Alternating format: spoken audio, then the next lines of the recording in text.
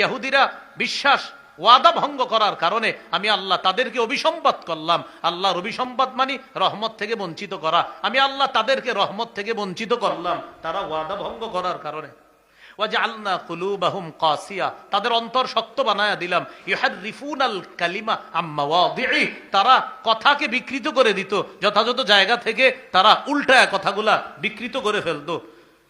3 নম্বর পারা 19 নম্বর পৃষ্ঠায় আছে, ইয়ালফুনা আলসিনাতাহুম বিল কিতাব লিতাহসাবুহু মিনাল কিতাব।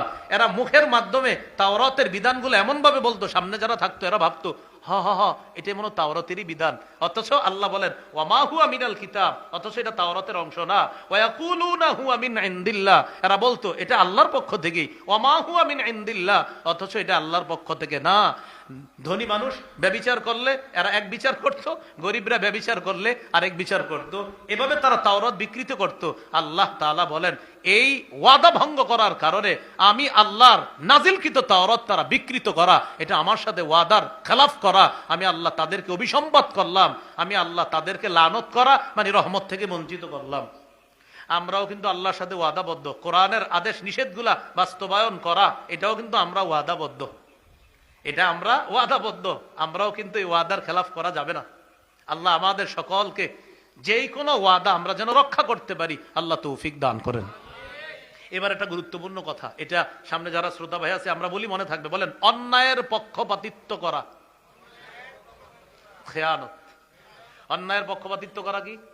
আমাদের দেশে এমন একটা সময় আসতেছে সামনে, আপনি পক্ষপাতিত্ব করবেন, বুঝে শুনে করবেন, কিন্তু খেয়ানত করেন না, সাবধান।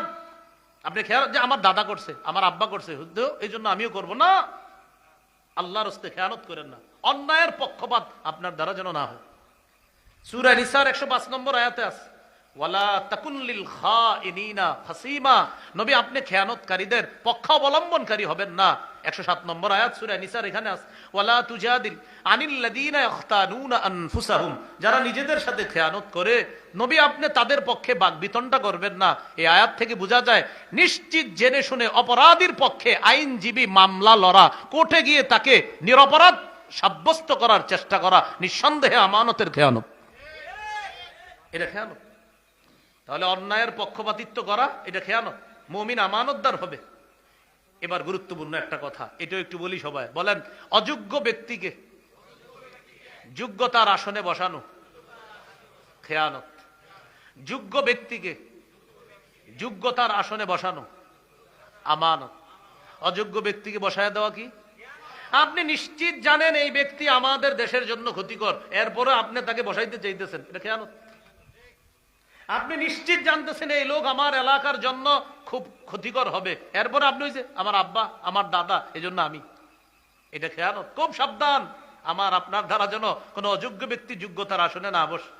আমরা দাবি করে আমাদের দেশে 90 ভাগের বেশি মুসলমান, তাহলে আমাদের একজন শাসক হওয়া দরকার কি? নারী না পুরুষ? অবশ্যই পুরুষ এবং মুসলমান, এবং যার 4টা কাজের যোগ্যতা আল্লাহ দান করবে এবং মৌলিকভাবে 10টি গুণ থাকবে, এমন একজন 10টি গুণে গুণান্বিত এবং 4টি কাজের যোগ্যতা রাখে এমন একজন আদর্শ রাষ্ট্র নায়ক যেন আল্লাহ আমাদের দেশে দান করেন। আমাদের ভাইরা কাজ করতেছে, ওসামা ভাইও মাশাআল্লাহ কাজ করতেছে, দোয়া করি আল্লাহ তাআলা খেলাফতের স্বপ্ন নিয়ে আগাইতেছে। আমরা অবশ্যই সাহায্যকারী হিসাবে সহযোগিতা অবশ্যই করব, আমরা তাদের সাথে অবশ্যই থাকবো। আল্লাহ তাআলা যেন খুব শীঘ্রই আমাদের এই দেশে যেন আল্লাহ খেলাফত কায়েম, এটা যেন শুধু স্বপ্ন না হয়, আমরা যেন বাস্তবে দেখতে পারি ইনশাআল্লাহ। আল্লাহ তৌফিক দান করেন। তাহলে অযোগ্য ব্যক্তিকে যোগ্যতার আসনে বসানো খেয়ানো। সহিহ মুসলিমের 1825 নম্বর হাদিস, আবু যর গিফারি রাদিয়াল্লাহু তাআলা নবীজি সাল্লাল্লাহু আলাইহি সাল্লামকে বললেন আলা তাস্তামিলুনি ইয়া রাসূলুল্লাহ, হুজুর আমাকে আপনি গভর্নর বানাইতে পারেন না, প্রাদেশিক গভর্নর। মানে অনেক সাহাবীকে নবীজি গভর্নর বানায় পাঠায়, তো নবীজি বললেন আবু যর ইন্নাকা দাঈফ, তুমি দুর্বল মানুষ, ওয়া ইন্নাহা আমানা, দায়িত্ব এটা হলো আমানত, ওয়া ইন্নাহা ইয়াউমাল কিয়ামাতি খিজিয়ুন ওয়া নাদামা, এই দায়িত্ব কিয়ামতের ময়দানে এটা যদি একটু উল্টাপাল্টা হয় তাহলে এটা লাঞ্ছনার কারণ হবে, অনুতপ্ত হওয়ার কারণ হবে। তবে ইল্লা মান আখাযাহা, যে এই দায়িত্ব গ্রহণ করবে, বিহাক্কিহা যথাযথভাবে, ওয়া আদ্দাল্লাযী আলাইহি ফিহা, এবং সঠিকভাবে যে আদায় করবে, আল্লাহ তাকে 7 ব্যক্তি যাদেরকে আরশের ছায়াতলে জায়গা দিবে, আল্লাহ তাকেও জায়গা দিবে। তাহলে নবীজি কি বললেন? দায়িত্ব এটা আমানত, এটা আমানত, এটা কারোর জন্য লাঞ্ছনার কারণ হবে, মানে যে দায়িত্বের অবহেলা করবে। সহিহ বুখারীর বর্ণনা 59 নম্বর হাদিস, আবার 4232 নম্বর হাদিসও আছে। এক ব্যক্তি রাসূল সাল্লাল্লাহু আলাইহি সাল্লামের বয়ানের মাঝখানে আইসা বলতেছে, মাতাস সাআহ ইয়া রাসূলুল্লাহ, হুজুর কিয়ামত কবে? নবীজি সাল্লাল্লাহু আলাইহি সাল্লাম তার কথার জবাব না দিয়ে কথা শেষ করলেন। কথা শেষ করার পর নবীজি বললেন, আইনা উরাহুস সাইল, ওই ব্যক্তি কোথায় যে ব্যক্তি একটু আগে জিজ্ঞাসা করছে কিয়ামত সম্পর্কে? হুজুর এই যে আমি। নবীজি বললেন, ইদা দুইয়াতিল আমানা ফান্তাজিরিস সাআহ, যখন আমানত নষ্ট করা হবে তখন কিয়ামতের অপেক্ষা করো। সাহাবায়ে কেরাম প্রশ্ন করলেন, কাইফা ইদাআতুহা ইয়া রাসূলুল্লাহ, হুজুর আমানত কিভাবে নষ্ট করা হবে? রাসূলুল্লাহ সাল্লাল্লাহু আলাইহি ওয়াসাল্লাম বললেন, ইদা ওয়ুসিদাল আমরু ইলা গায়রি আহলিহি ফান্তাজিরিস সাআহ, যখন কোন অযোগ্য ব্যক্তিকে নেতৃত্ব দেওয়া হবে, দায়িত্ব দেওয়া হবে, তখন কিয়ামতের অপেক্ষা করো। এখান থেকে বুঝলাম অযোগ্য ব্যক্তিকে নেতা বানানো, দায়িত্বের আসনে বসায়া দেওয়া, এটা কিয়ামতেরও একটা আলামত, আবার আমানতের খেয়ানত। বুঝতেছি তো সবাই কথাগুলা? আচ্ছা, তাহলে আমরা বুঝে শুনে সামনের দিকে আগাবো, বলেন ইনশাআল্লাহ। খুব প্রতিটা পদক্ষেপ যেন, আগামী প্রতিটা পদক্ষেপ সতর্কতার সাথে যেন। আলেমরা তো জান প্রাণে চেষ্টা করতেছে বুঝানোর জন্য, এরপরে ওই যে আমাদের দেশের একটা নীতি, ওই আমার আব্বা আমার দাদা, এজন্য আমিও সেই পথে চলাতে না। এই জন্য আমরা সামনের দিক খুব সতর্কতার সাথে, আমার প্রতিটা সময় প্রতিটা যেন বুঝে শুনে হয়, এটা যেন আমানতের খেয়ানত না হয়। ভুল পরামর্শ দেওয়া এটা খেয়ানত, সঠিক পরামর্শ দেওয়া আমানত। আবু দাউদের হাদিস 3657 নম্বর হাদিস, মান আশারা আলা আখিহি বিআমরিন ইয়ালামু আন্না রুশদা ফি গায়রিহি ফাকাদ খানা, যে ব্যক্তি তার ভাইকে এমন পরামর্শ দেয় সে জানে যে এর বিপরীতটা হলো ভুল, এর বিপরীতটা সঠিক। কোন পরামর্শ দিল ভুল পরামর্শ, সে জানে বিপরীতটা সঠিক, ফাকাদ খানা, সে খেয়ানত করলো। আমি ব্যবসায়ী, আমার কাছে আসছেন, আইসা বললেন, ভাইজান আমি একটা ব্যবসা করবো। আমি দেখি আমি যে ব্যবসা করি আপনি ওইটাই করতেছেন। তখন আমি চিন্তা করলাম, ও যদি আমার বাজারে আমার ব্যবসা করে তা আমার তো একটু সমস্যা হইতে পারে। আমি আপনার পরামর্শ দিলাম, এক কাজ করেন, আপনি প্লেনের পার্টস পাতিগুলা উঠান দোকানে, প্লেনের পার্টস পাতি দোকানে উঠান। আরে ভাই এই এলাকায় প্লেনের পার্টস পাতি কে কিনবে? না আপনি উঠান, আমি বুঝাইতেছি। তো প্লেনের পার্টস পাতি উঠাইছে, এবার আমি সুন্দরভাবে লেখাই দিছি এখানের প্লেনের পার্টস পাতি পাওয়া যায়, সব পাওয়া যায়। উদ্দেশ্য হলো 5-6 দিন থাকবে, 1 মাস থাকবে, থাকার পরে এগুলো তো এখানে বিক্রি হবে না, এমনিই ভাগবে, আমার ব্যবসায়ের জন্য কোনো ক্ষতি না হয়। আমার কাছে পরামর্শ চাইছে, আরে পারলে দিব, না পারলে বলবো ভাই আমি পারবো না, অন্য কারো কাছে যাও। নবীজি বলেছেন সাবধান, তোমার কাছে পরামর্শ কেউ চাওয়া মানি তুমি যদি পরামর্শ দাও, ইন্নাল মুস্তাশারা মু'তামানুন, যার কাছে পরামর্শ চাওয়া হয় সে আমানতদার হবে। আপনি আমানতদার হতে হবে, পারলে পরামর্শ দিয়েন, না পারলে ভুল পরামর্শ দিব না ইনশাআল্লাহ। মিথ্যা কথা বলা আমানতের খেয়ানত। রাসূলুল্লাহ সাল্লাল্লাহু আলাইহি সাল্লাম বলেন, কাবুরাত খিয়ানাতান তুহাদ্দিসু হাদিসান হুয়া লাকা মুসাদ্দিকুন ওয়া আনতা বিহি কাযিবুন। এটা কত বড় খেয়ানত, তুমি শ্রোতাদের সামনে কথা বলতেছো, শ্রোতা ভাবতেছে হা হা হা এটা সত্যি কথা, কিন্তু তুমি জানো মিথ্যা কথা। যেমন আমি বললাম, আপনারা যদি আমাকে আগামীতে এই এলাকার দায়িত্ব দেন, তাহলে প্রথম 1 মাসের মধ্যে রাস্তাঘাট যা আছে এগুলা সব ঢালাই করে সুন্দরভাবে করে দিব। ঠিকই আমার দায়িত্ব দিলেন, দায়িত্ব দেওয়ার সাথে সাথে রাস্তায়ও বাঁশ দেওয়া শুরু করলাম, আপনাদেরকেও বাঁশ দেওয়া শুরু করলাম। কারণ ওই যে আমি যখন কথা বলতেছি তখন আমি জানি আপনারা ভাবতেছেন হা হা হা উনি ভালো মানুষ, হজ করে আসছে, তাসবিহ পরে খুব মাশাআল্লাহ, আপনারা ভাবতেছেন সত্য কথা, কিন্তু আমি জানতেছি তোরা আমারে খালি কোনো মতে দায়িত্বটা দে। তো নবীজি বলেন, কাবুরাত খিয়ানাতান, এটা কত বড় খেয়ানত, তুহাদ্দিসু হাদিসান হুয়া লাকা মুসাদ্দিক, তোমার সামনে যে কথা শুনে সে ভাবতেছে তুমি সত্য বলতেছো, ওয়া আনতা বিহি কাযিব, তুমি মিথ্যাবাদী, এটা বড় খেয়ানত। আল্লাহ আমাদেরকে হেফাজত করেন। মজলিসের কথা বাহিরে না বলা, এটা আমানত। মনে পার্সোনাল মজলিস 3-4 জনের, মনে করেন আমি উসামা ভাই আরো 3-4 জন এক জায়গায় বসা, পার্সোনাল একটা মজলিস, এখন উসামা ভাই কথা বলতেছে, হঠাৎ উনি এদিক সেদিক তাকাইতেছে, ভাই কথাটা কিভাবে বলি, এদিক সেদিক তাকায় কিভাবে বলি, তখন আমরা শ্রোতারা বুঝে নিতে হবে তিনি গুরুত্বপূর্ণ কোনো কথা বলতে চাচ্ছে, যে কথাটা আমানত রাখতে হবে। নবীজি ঠিক এইভাবেই বলছে, ইদা হাদ্দাসার রাজুল, কোন ব্যক্তি যখন কথা বলে ফালতাফাতা, আর এদিক সেদিক তাকায়, ফাহিয়া আমানা, ওই মজলিসের এই কথাগুলো আমানত হয়ে যায়, মজলিসটা আমানত হয়ে যায়। সাবধান, তুমি আমানতের খেয়ানত করবা না। তবে হাদিসে আসছে, আল মাজালিসু বিল আমানা, মজলিস সব আমানতের, ইল্লা সালাসাতা মাজালিস, তবে 3টা মজলিস এটার আওতাভুক্ত হবে না। 1 নাম্বার সাফকু দামিন হারাম, কোন মজলিসে কাউকে অন্যায়ভাবে হত্যার পরামর্শ হয়েছে, এটা বাইরে গিয়ে বলে দিবেন। 2 নাম্বার ও ফারজুন হারাম, কোন নারীর সম্ভ্রম হানি করার পরামর্শ হয়েছে আপনি বাইরে গিয়ে এলাকার যুবকদেরকে বলে দিবেন একটা মেয়েকে আজকে এই এলাকায় ভয়ঙ্কর পরিস্থিতির শিকারে ফেলতে পারে কয়েকজন মানুষ পরামর্শ করছে, এটা আমানতের মজলিস না। যদি বলে কাউরে বইল না, তাও বলে দিবেন। 3 নাম্বার, কোন মানুষের সম্পদ অন্যায়ভাবে আত্মসাতের পরামর্শ যে মজলিসে করা হয় ওটাও আমানতের মজলিস কথা। আমাদের সাথে কেউ খেয়ানত করলেও তার সাথে আমরা খেয়ানত করব না। রাসূলুল্লাহ সাল্লাল্লাহু আলাইহি সাল্লাম বলেছেন, ওয়ালা তাখুন মান খানাকা, তোমার সাথে কেউ খেয়ানত করলেও তুমি খেয়ানত করবা না। তোমার সাথে কেউ খেয়ানত করলেও তুমি খেয়ানত করবা না। মুমিনের নির্বাচিত 14টি বৈশিষ্ট্য আমরা আজকে শুনলাম। মুমিন সন্দেহ ছাড়া আল্লাহ আল্লাহ রসুলকে বিশ্বাস করবে। যারা পরে আসছেন একটু শোনেন। 2 নাম্বার, জানমাল নিয়ে আল্লাহ রাস্তায় জিহাদ করবে। 3 নাম্বার, দলবদ্ধ কোনো কাজে থাকলে আমিরের হুকুম ছাড়া মুমিন কোথাও যাবে না। আমির কাকে মানবেন এই ব্যাপারে আমরা আলোচনা শুনেছি। এরপরে 4 নাম্বার, জিকির করলে মুমিনের অন্তর আল্লাহর ভয়ে কাঁপবে। কোরআন তেলাওয়াত মুমিনের ঈমান বাড়ায় দিবে। মুমিন আল্লাহর উপর ভরসা করবে। আল্লাহর দেয়া রিজিক থেকে মুমিন যাকাত দিবে। মুমিন নামাজ কায়েমকারী হবে, না আদায়কারী, কায়েমকারী, নামাজ কায়েমকারী হবে। এ হলো 8টা। এরপরে সূরা তাওবা থেকে জানলাম 4টা। মুমিন একে অপরের অভিভাবক। মুমিন সৎ কাজের আদেশ করবে, অসৎ কাজের নিষেধ করবে, আর আল্লাহ আল্লাহ রসুলের আনুগত্য করবে। এ হলো 12টা। 13 নাম্বার, কোরআন সুন্নাহ থেকে কিছু বললে মুমিন বলবে শুনলাম আর মানলাম, হ্যাঁ এটা বলবে। আর 14 নাম্বার, নির্বাচিত বৈশিষ্ট্য, মুমিন আমানতদার হবে। এই ব্যাপারে আমরা অনেকগুলা কথা বলেছি। মুমিন সর্বক্ষেত্রে আমানত রক্ষা করবে। আর আগামীতে ইনশাআল্লাহ আমাদের প্রতিটা চাওয়া, প্রতিটা বলা, প্রতিটা স্পর্শ, প্রতিটা পদক্ষেপ খুব সতর্কতার সাথে হবে, আমানতের সাথে হবে। হবে তো ইনশাআল্লাহ? ব্যাস এই পর্যন্ত থাক। ভাই আলোচনা করবে ইনশাআল্লাহ। আমরা যেইভাবে আছি বাস এইভাবে থাকি সবাই ইনশাআল্লাহ। যারা যারা দাঁড়িয়ে আছি ওই অবস্থায় থাকেন, বসে আছি যারা এই অবস্থায় থাকি। মুসাফা এখন করাটা এটা সৌন্দর্য না, বাস বসে থাকি সবাই যার যার জায়গায়, আলোচনা শুনবো ইনশাআল্লাহ।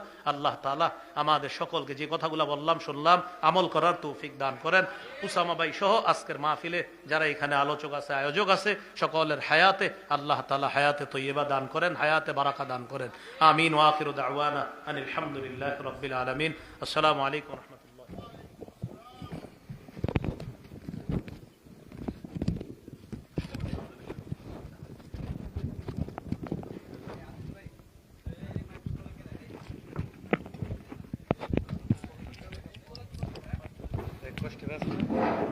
আলহামদুলিল্লাহ, এক পর্যায়ে আজকের ইসলামী الحمد لله وحده وكفى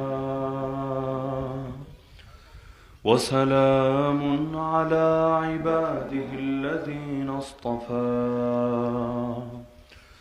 أما بعد فأعوذ بالله من الشيطان الرجيم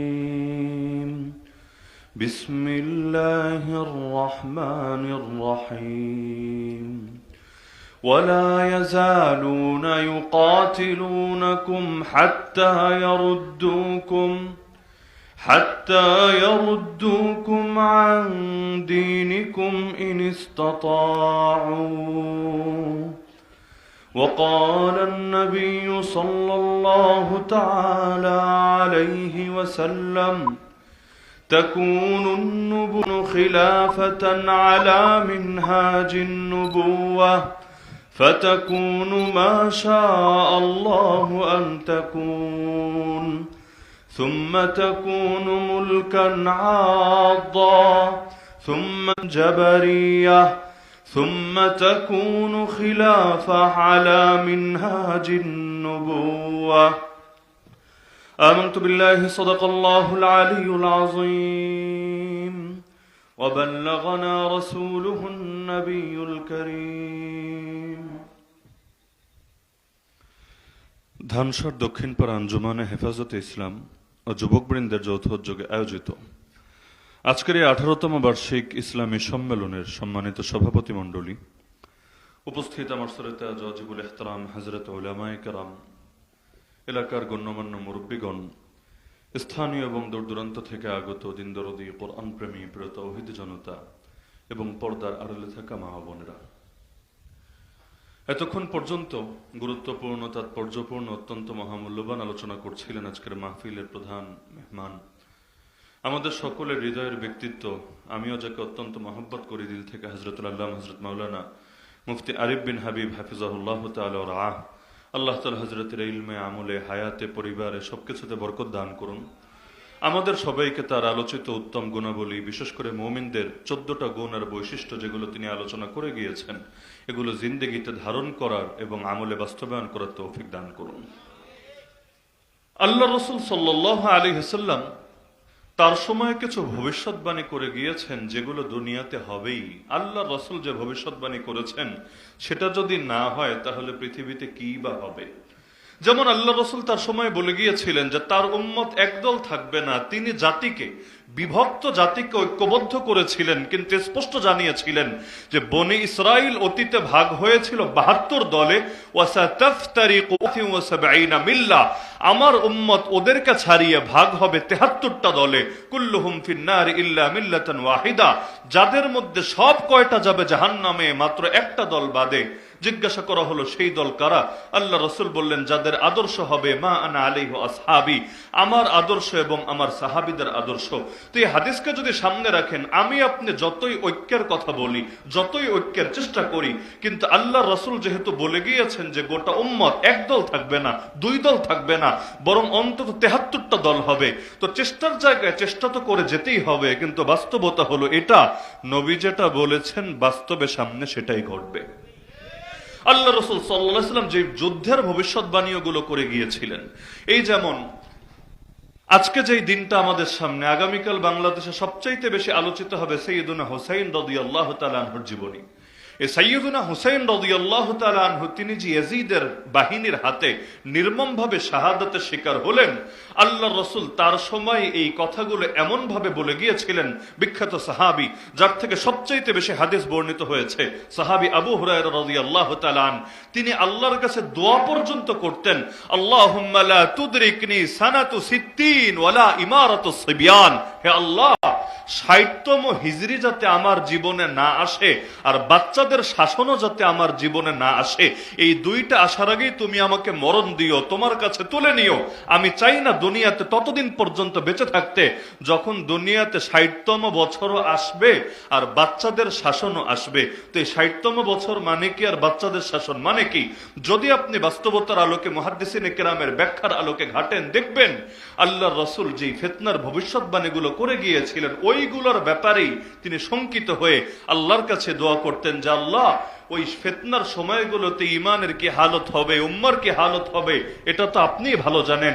সুতরাং ওই ফিতনার জামানা আসার আগেই আমাকে আপনার কাছে তুলে নিয়েন। তো যেই ভবিষ্যৎবাণী আল্লাহ রসুল করেছিলেন, অতীতের ব্যাপারেও যেগুলো করেছেন সবগুলো বাস্তবায়িত হয়ে গেছে। আগামী দিনের ব্যাপারেও যেগুলো আল্লাহ রসুলের ভবিষ্যৎবাণী আছে অবশ্যই বাস্তবায়িত হবে। যেমন আল্লাহ রসুল জানিয়ে গিয়েছেন 2টা দল এমন, যেই 2 দলকে আল্লাহ জাহান্নাম থেকে মুক্তি দিয়ে দিয়েছেন। কিয়ামতের দিন দিবেন তা না, মুক্তি দিয়ে দিয়েছেন। আল্লাহর ফয়সালা চূড়ান্ত। ইসাবাতানি মিন উম্মতি আহরাজাহুম আল্লাহু মিনান নার। কোন 2 দল? নবী বললেন এক দল হলো ইসাবাতুন তাগজুল হিন্দা, যারা হিন্দুস্তানের জমিনে জিহাদ করবে। আল্লাহ নবী যখন এই হাদিসটা বলছেন তখন ইসলাম তা আসেই নাই হিন্দুস্তানের জমিনে। তখন হিন্দুস্তানের মুসলমানকে, তখন তো ব্রাহ্মণবাড়িয়ার মধ্যে মুসলমান কে ছিল, পুরো বাংলাদেশের মধ্যে মুসলমান কে ছিল? বাংলাদেশ দেশটাই তো ছিল না। তো যখন ওই যে এই হাদিসটা নবী বলছেন, এই অঞ্চলে ইসলাম আনুষ্ঠানিকভাবে প্রবেশ করেই নাই, মুসলমানদের রাজত্ব কায়েম হয় নাই, কিন্তু নবী বলে গেলেন যে এই অঞ্চলে একটা জিহাদ হবে, যুদ্ধ হবে। এক পাশে থাকবে ইসলামের ধারক বাহকরা, আর এক পাশে থাকবে কুফুর এবং শিরিকের ধারক বাহকরা। তো নবী যেহেতু ভবিষ্যৎবাণী করে গিয়েছেন হিন্দুস্তানের জমিনে জিহাদ হবে, যতই ওয়াজ করেন, যতই দাওয়াতি মেহনত করেন, যতই আত্মশুদ্ধির মেহনত করেন, কিন্তু বাস্তবতা খণ্ডন কিভাবে করা যাবে? একদিন না একদিন সেটা তো হবেই হবে। হ্যাঁ, এখন কবে হবে না আগে হয়ে গিয়েছে এটা নিয়ে বহু ধরনের বক্তব্য আছে। মুফতি আজম পাকিস্তান আল্লামা মুফতি মুহাম্মদ শফি রহমতুল্লাহ আলী, আল্লাহ তাআলা তার কবরকে জান্নাতের বাগানে পরিণত করে দিন, তিনি ব্যাখ্যা করেছেন যে নবী যেহেতু ব্যাপক রেখেছেন, তাহলে আমাদেরও করণীয় হলো এটাকে ব্যাপকই রাখা, নিজেদের পক্ষ থেকে সীমাবদ্ধ না করে দেওয়া কোনো একটাকে, যে এটাই গাজওয়াতুল হিন্দ, এটাই নবীর ভবিষ্যৎবাণীকৃত হিন্দুস্তানের যুদ্ধ, এভাবে সীমাবদ্ধ না করা, বরং আল মুতলাকু ইয়াজরি আলা ইতলাকিহি, নবী যেভাবে ব্যাপক বলেছেন সেভাবে ব্যাপকই থাকবে। সুতরাং হিন্দুস্তানের জমিনে যত মুসলমান ইসলামের পক্ষে কুফুরের বিপক্ষে জিহাদ করবে, কিয়ামতের দিন আল্লাহ তাদের সবাইকে এক দলের অন্তর্ভুক্ত বানিয়ে জাহান্নাম থেকে মুক্তি দিয়ে জান্নাত দান করে দিবে।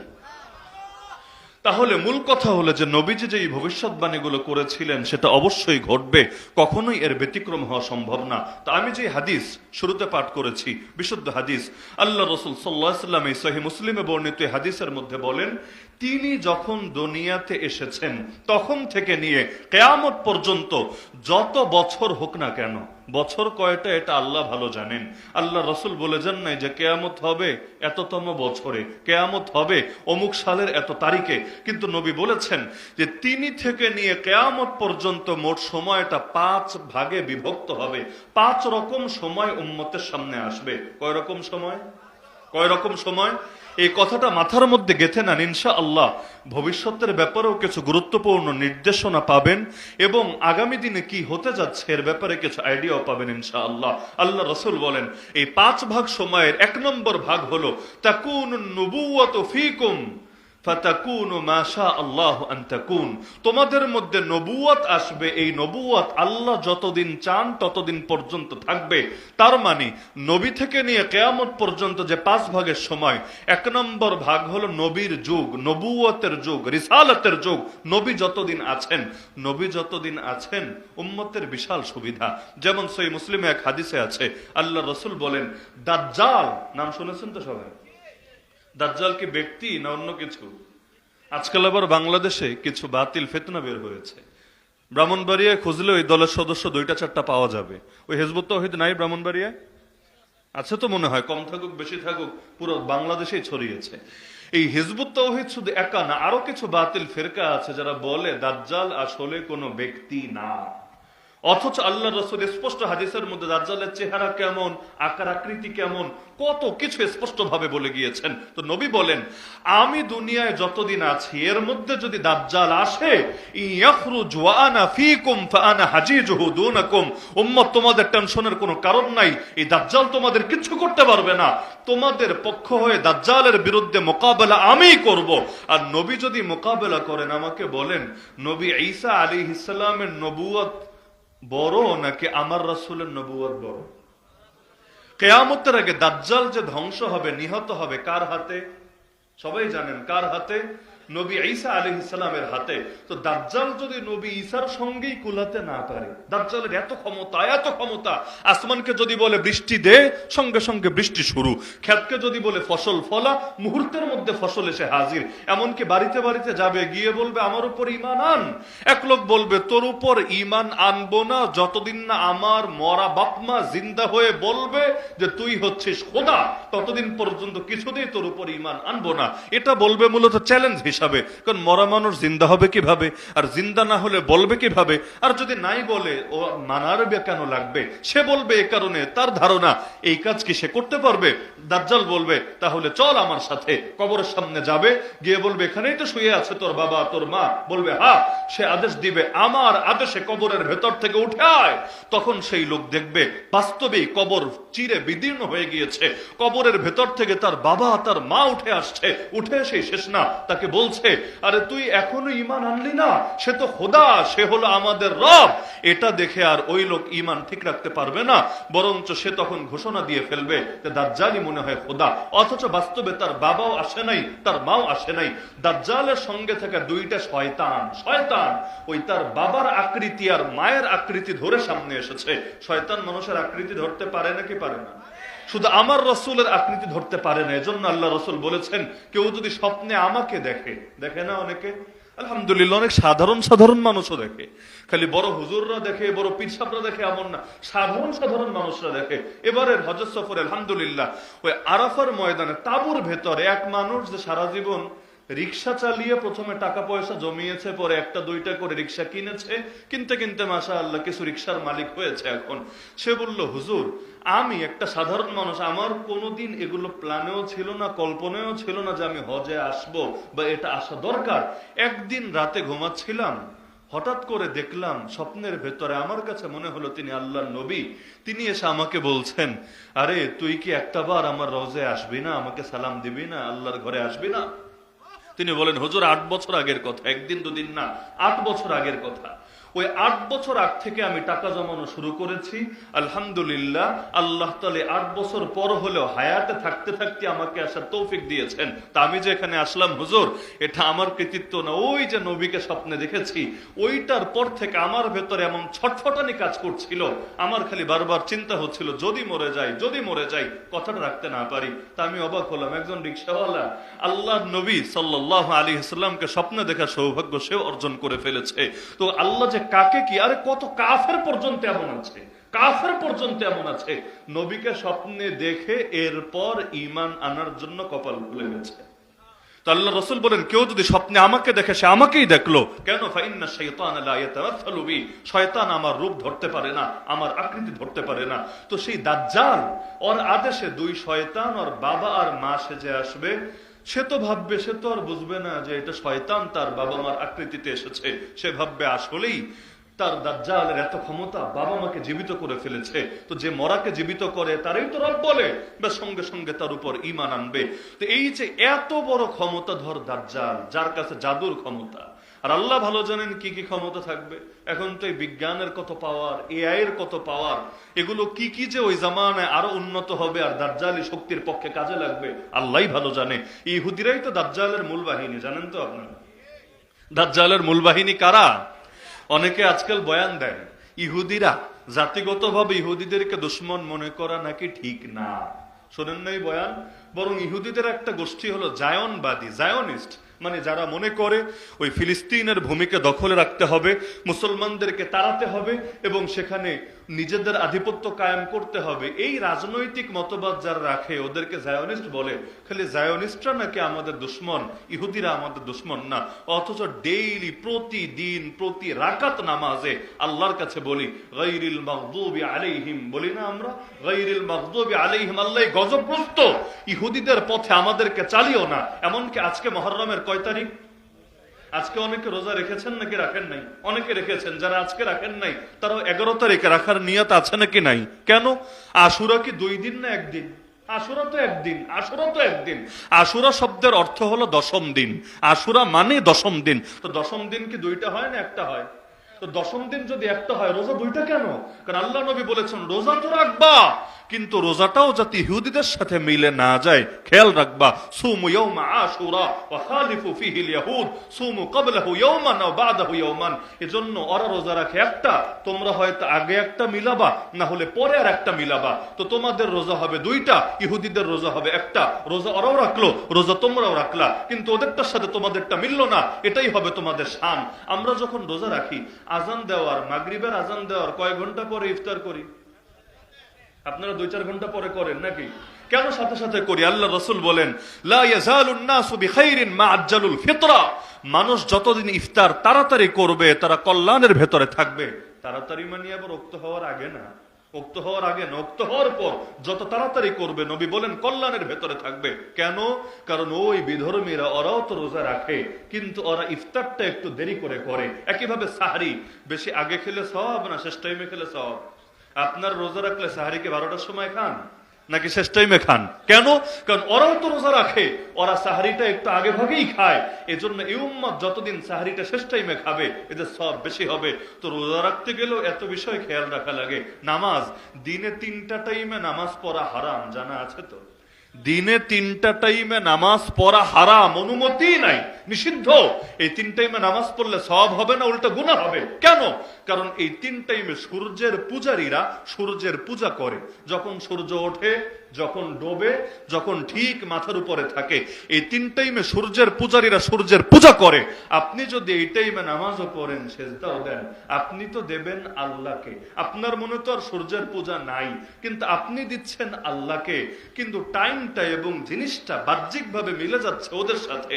এজন্য নবী জানিয়েছেন নামাজ পড়বা ভালো কথা, কিন্তু এই 3 টাইম বাদ দিয়ে, এমনকি প্রতিটা ক্ষেত্রে নবী এটা পর্যন্ত বলেছেন যে আমাদের মধ্যে আর এই ওদের মধ্যে পার্থক্য হলো আমাদের পাগড়ির নিচে টুপি থাকে। মানে আমরা পাগড়ি পরি টুপরির উপরে। আবার পাগড়ি কিন্তু শুধু হুজুররা পরে তা না, শিখ চেনেন? শিখ, সিং, এই শিখরা পাগড়ি পরে না? পরে নাকি পরে না? কিন্তু এই যে ইন্ডিয়া তো আমিও গিয়েছি, দেখা যায় এই পাগড়ি নিয়ে আমরা চললে মানুষ তাকায় একভাবে, আচার আচরণ করে একভাবে। আর শিখের মাথায়ও পাগড়ি, মুখেও দাড়ি, কিন্তু সে চললে ওর সাথে আচার আচরণটা হয় আবার আরেকভাবে। কেন? কারণ পাগড়ি দেখলেই বুঝে আসে কোনটা হুজুরের পাগড়ি, কোনটা শিখের পাগড়ি। বুঝে আসে নাকি আসে না? আজকাল পাগড়ি, টুপি, কাপড় সব দেখে সব বুঝে আসে এটা যে কোন ক্যাটাগরির মাল। এটা কি বেদাতি, নাকি এটা খাঁটি, নাকি এটা আসল, নাকি এটা নকল। কাপড় চোপড় দেখে চেনা যায় নাকি যায় না? যায়, মাশাআল্লাহ। এমনকি কে মুসলমান, কে হিন্দু, কে খ্রিস্টান, কে বৌদ্ধ, এগুলো অনেক সময় কাপড় দেখে চেনা যায় নাকি যায় না? যায়, আলহামদুলিল্লাহ। তো এখন নবী বললেন যে পাগড়ির ক্ষেত্রে পর্যন্ত ওদের সাথে আমাদের পার্থক্য, আমাদের পাগড়ির নিচে টুপি থাকে আর ওরা ডাইরেক্ট মাথার উপর পাগড়ি পরে। তো ইবাদতের ক্ষেত্রে নবী এত সতর্ক যে ওদের সাথে আমাদের যাতে কখনো না মিলে। তাহলে যেই নবী ইবাদতের লাইনে সতর্ক হলেন, আল্লাহ মাফ করুক, ওই নবীর উম্মত আজকে কোন লাইনেই সতর্ক না। চেহারাটাও কাফেরদের মতো, চুলের কাটিংটাও কাফেরদের মতো, গায়ের পোশাকটাও কাফেরদের মতো, মুখের কথাবার্তাও কাফেরদের মতো, আচার আচরণ সংস্কৃতিটাও কাফেরদের মতো, এমনকি রাজনীতিও কাফেরদের মতো, অর্থনীতিও কাফেরদের মতো। আপনি ভাবতে পারেন বাংলাদেশ অধিকাংশ মানুষ মুসলমান না কাফের? অধিকাংশ মানে কি 51% না প্রায় 90%? 51% মানেই তো অধিকাংশ, সেখানে 51 না প্রায় 90%। খালি 90% মানুষ মুসলমান তা না, এমনকি এই বাংলাদেশে সারা দুনিয়া ঘুরে দেখেন, এই বাংলাদেশের মানুষ তুলনামূলকভাবে যতটা ধর্মপ্রাণ, পৃথিবীর অনেক বড় বড় দেশেও এত পরিমাণ ধর্মপ্রাণ মানুষ, সুন্নাহর প্রতি আন্তরিক মানুষ অনেক বড় বড় দেশেও খুঁজে পাবেন না। বাংলাদেশে যেই কয়টা ওয়াজ মাহফিল হয়, এটা একটা মাহফিল না? এই মাহফিল যারা করেছে কোরআনের মহব্বতে করে নাই। আপনারা যারা বসে বসে শুনছেন কোরআনের মহব্বতে শুনছেন না। আমি চ্যালেঞ্জ করে বলতে পারবো বাংলাদেশ দেশটা ছোট হতে পারে, অনেক ছোট, কোনো সন্দেহ নাই, কিন্তু এক বাংলাদেশে যেই পরিমাণ ওয়াজ মাহফিল হয়, গোটা দুনিয়ার দ্বিতীয় একটা দেশের নাম পারলে আমাকে বলেন যেখানে এই পরিমাণ ওয়াজ মাহফিল হয়। পারলে বলেন।